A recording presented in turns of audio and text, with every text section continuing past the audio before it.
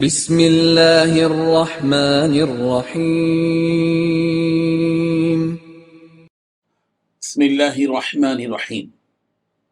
السلام علیکم ورحمۃ اللہ وبرکاتہ۔ الحمد للہ حمدا کثیرا طیبا مبارکا فیہ، والصلاة والسلام علی سید المرسلین محمد وآلہ وصحبہ اجمعین، اما بعد۔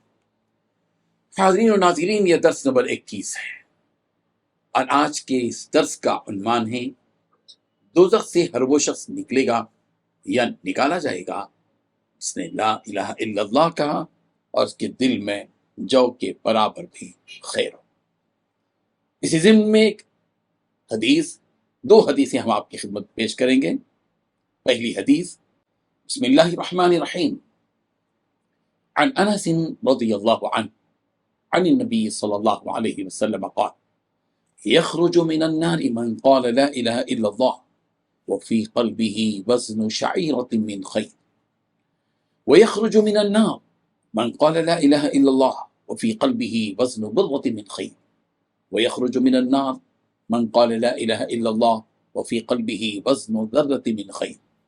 ترجمہ یہ ہے، حضرت انس رضی اللہ عنہ نبی رحمت صلی اللہ علیہ وسلم سے روایت کرتے ہیں کہ آپ علیہ الصلوۃ والتسلیم نے ارشاد فرمایا، دوزخ سے وہ شخص نکلے گا یا نکالا جائے گا جس نے لا الہ الا اللہ کہا اور اس کے دل میں جو کے برابر بھی خیر ہو، اور دوزخ سے وہ شخص بھی نکلے گا جس نے لا الہ الا اللہ کہا اور اس کے دل میں گیہوں کے برابر بھی خیر ہو، اور دوزخ سے وہ شخص بھی نکلے گا جس نے لا الہ الا اللہ کہا اور اس کے دل میں ذرہ برابر بھی خیر ہو۔ ایک اور حدیث ہم پیش کرتے ہیں، حضرت عثمان بن عفان رضی اللہ عنہ سے روایت کرتا ہے اور مسلم کی روایت، ان عثمان بن عفان رضی اللہ عنہ قال قال رسول اللہ صلی اللہ علیہ وسلم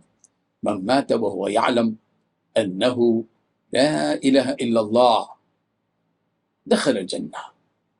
حضرت عثمان رضی اللہ عنہ روایت کرتے ہیں کہ رسول اللہ صلی اللہ علیہ وسلم نے ارشاد فرمایا، جو شخص مر گیا اور وہ یقین کے ساتھ جانتا تھا کہ اللہ کے سوا کوئی عبادت کے لائق نہیں، وہ جنت میں داخل ہوگا۔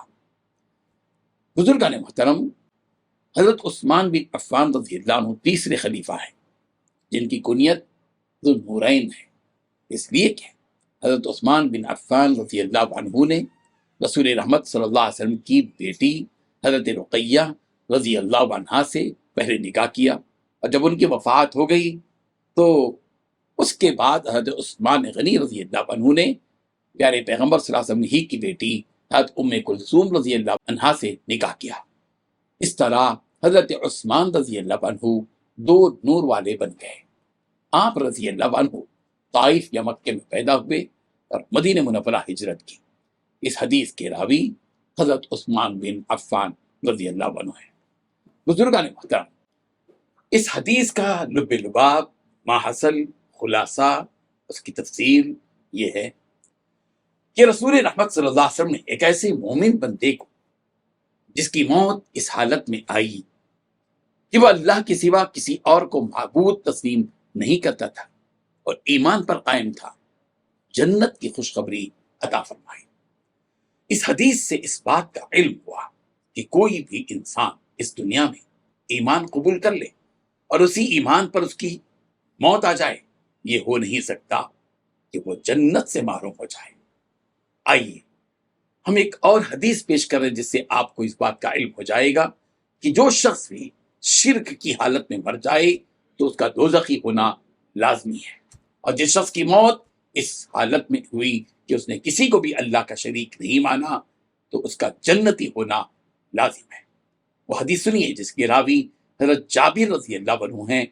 معلوم رہے کہ حضرت جابر بن عبداللہ رضی اللہ عنہ انصاری صحابی ہیں اور ان سے احادیث بکثرت روایت کیے گئے ہیں۔